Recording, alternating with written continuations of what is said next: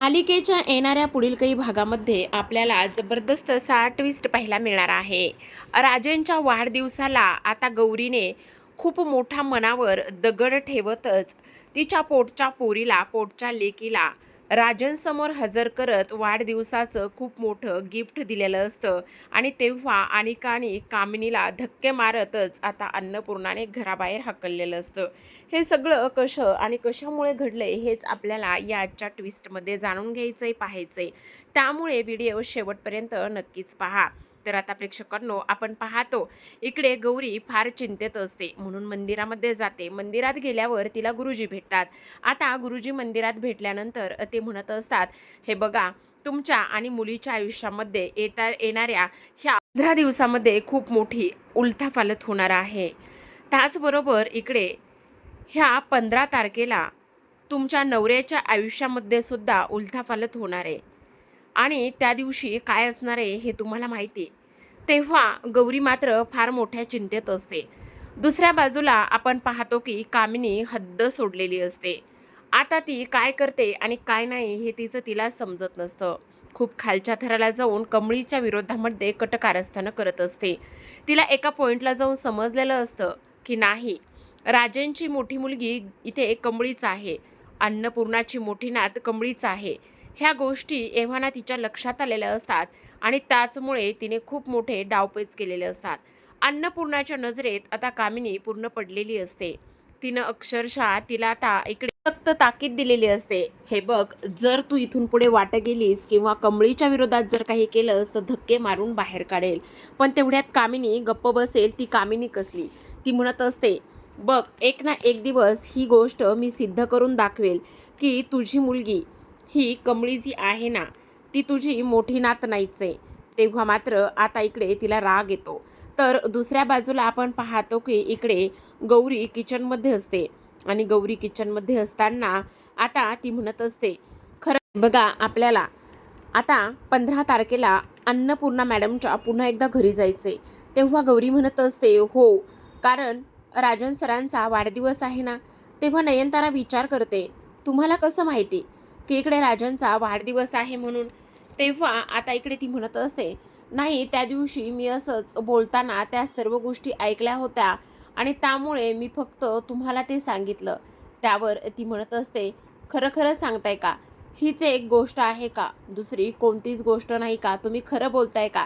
त्यावर ती म्हणत असते, हो मॅडम, मी खरं बोलते. आणि आत्ता पुन्हा एकदा ती हिला खोटं बोलून गेलेली असते. त्याच वेळेला आता गौरी विचार करते, नाही, मी अशी शांत बसू शकत नाही. काही जरी झालं ना तरी सुद्धा मला आता हे सत्य सर्वांसमोर आणलं पाहिजे. काय करू, कशा पद्धतीने ह्या सर्व गोष्टी मी आता इकडे राजनसमोर आणू आणि राजनला सांगू की कमळीच त्याची खरी मुलगी आहे म्हणून. नाही, काही जरी झालं मला तरी आता शांत बसायचं नाही. येणाऱ्या वाढदिवसालाच हे सगळ्यात मोठं गिफ्ट मी त्यांच्यासाठी देणार आहे, असं आता इकडे ती बोलत असते. आणि ह्या सगळ्या गोष्टी बोलल्यानंतर आता मला कमळीची पहिली भेट घ्यावी लागेल, असं सुद्धा ती आता इथे बोलते. त्याच वेळेला आपण पाहतो इकडे आता अनिका आणि कामिनी त्याचसोबत रागिनी ह्या फार मोठ्या टेन्शनमध्ये असतात. त्यांचं दिवसेंदिवस जे घरातलं महत्त्व आहे ते हळूहळू कमी होऊ लागलेलं असतं आणि त्याचमुळे त्यांना फार मोठं टेन्शन आलेलं असतं. आता आपण पाहतो की इकडे जे काही कामिनी आणि रागिनी म्हणत असतात, मला तर असं वाटतंय की आता त्या कमळीचं काहीतरी केलं पाहिजे, पण केलं तरी काय पाहिजे हा विचारसुद्धा तिच्या मनामध्ये येऊन जातो. त्याच वेळेला कामिनी म्हणत असते, मला तर असं वाटतंय त्या कमळीचा दैंडच करून टाकावा. तेव्हा अनिका म्हणत असते, एक ग्रॅनी आजी, तू ना खरंच एक नंबरची वेडी आहेस. प्रत्येक वेळेला काही ना काही तू करायला जातेस आणि करायला गेल्यानंतर तुझा पूर्ण प्लॅन जो आहे ना तो पूर्ण प्लॅन फ्लॉप होतो. आता ह्या तिघी जणी कमळीला मारण्याचा विचार करत असतात. त्याच वेळेला अन्नपूर्णाने ह्या तिघींचं सुद्धा बोलणं इथे ऐकलेलं असतं. ह्या तिघींचं बोलणं ऐकल्यानंतर अन्नपूर्णा आता विचार करू लागतात की नाही, ह्या आता अनिका आणि त्याचसोबत कामिनी ह्या दोघींना आपण घरामध्ये नाही ठेवू शकत.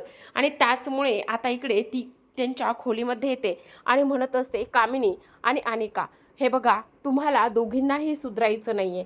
तुम्ही आत्ताच्या आत्ता ह्या घरातून निघून जायचं आहे. मी किती दिवस तुम्हाला असं माझ्या घरामध्ये ठेवणार आहे? कारण तुम्ही दिवसेंदिवस खूप चुकीच्या वागत चाललेला आहात. त्यामुळे मला तुम्हाला ह्या घरात ठेवायचंच नाही. तुम्ही आत्ताच्या आत्ता इथून निघून जा, असं स्पष्टपणे आता इकडे तिला सांगितलेलं असतं. तेव्हा अनिका मात्र फार टेन्शनमध्ये येते. ती इथे कामिनीलाच मनातल्या मनात शिव्या घालते. पण आता इकडे अन्नपूर्णाने खूप मोठा निर्णय घेतल्यामुळे त्या दोघींना शेवटी घराबाहेर हकलण्यात येतं. इकडे रागिनी फार चिंतेत असते. राजन तर आईच्या शब्दापुढे नसतो. तो एकही शब्द बोलत नाही. कारण त्याचा आईचा शब्द म्हणजे त्याच्यासाठी अंतिम शब्द असतो आणि त्याचमुळे तो काहीही बोलत नाही. आणि शेवटी काय होतं तर इकडे कामिनी आणि त्याचसोबत रागिनी घर सोडून निघून जातात. दुसऱ्या बाजूला आपण पाहतो आता वाढदिवसाचा दिवस उजडलेला असतो आणि वाढदिवसाचा दिवस उजडल्यानंतर इकडे आता लगेचच गौरी कमळीला भेटायला जाते. आता दोघी समोरासमोर असतात. त्या दिवशी भांग प्यायलेली जी काही कमळी होती ती कमळी मात्र आता नीट असते आणि तेव्हा ती समोर पाहिल्यानंतर लगेचच आता तिच्या आईला ओळखते आणि म्हणत असते, आई तू इथे? म्हणजे त्या दिवशी तू मला भेटली होतीस तर ती खरंच होतीस का? ह्या सगळ्या गोष्टी विचारल्यानंतर ती म्हणत असते, हो त्या दिवशी तुला मी भेटली होती ती अगदीच खरी आहे आणि मीच तुझी आई आहे. मग आता मला तुला एक गोष्ट सांगायचे, तुझ्या बापाविषयी मला तुला सांगायचे. आज त्याचा वाढदिवस आहे. म्हणजेच कोणाचा? राजन. राजन महाजन तुझा बाप आहे, असं स्पष्टपणे आता तिने सांगितलेलं असतं. दुसऱ्या बाजूला आता वाढदिवसाची तयारी सुरू असते. राजन म्हणत असतो, आई प्लीज ग, मला अगदी साध्या पद्धतीनेच वाढदिवस करायचा आहे. तू एवढ्या सगळ्या गोष्टी का बरं करतेस? त्यावर आता अन्नपूर्णा म्हणत असते, नाही अजिबात नाही. मी तुझं काहीच ऐकणार नाही. तू वेडा आहेस का? हे बघ, काही जरी झालं ना तरी सुद्धा तुझा वाढदिवस जो आहे ना तो इथे दणक्यातच साजरा होणार आहे आणि जास्त काही नाही रे, आपल्या घरातलीच फॅमिली असणार आहे आणि मला ह्या वाढदिवसाला तुला अनमोल असं गिफ्ट द्यायचंय. तेव्हा तो म्हणत असतो, काय गिफ्ट द्यायचंय ते तरी सांग. त्यावर लगेच आता अन्नपूर्णा म्हणत असते, अरे ते वाढदिवसा दिवशीच मी तुला देणार आहे, आत्ता नाही देणार.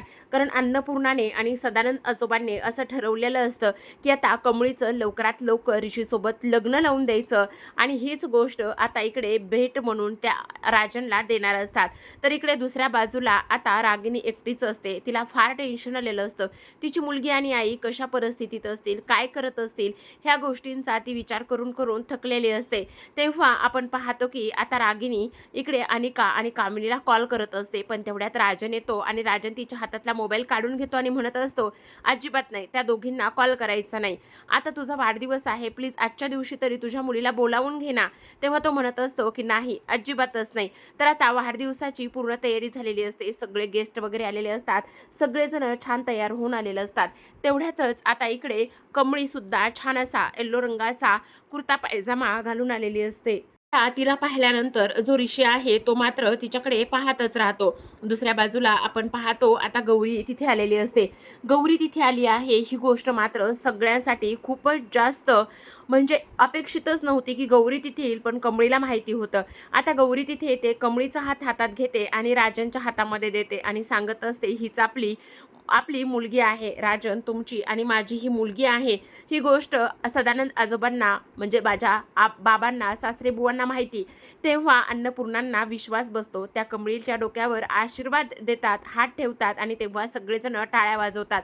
पण इथे रागिणीला मात्र फार मोठा धक्का बसलेला असतो. तर आता घरामध्ये आनंदाचं वातावरण निर्माण झालेलं असतं. तर पाहत रहा कमळी.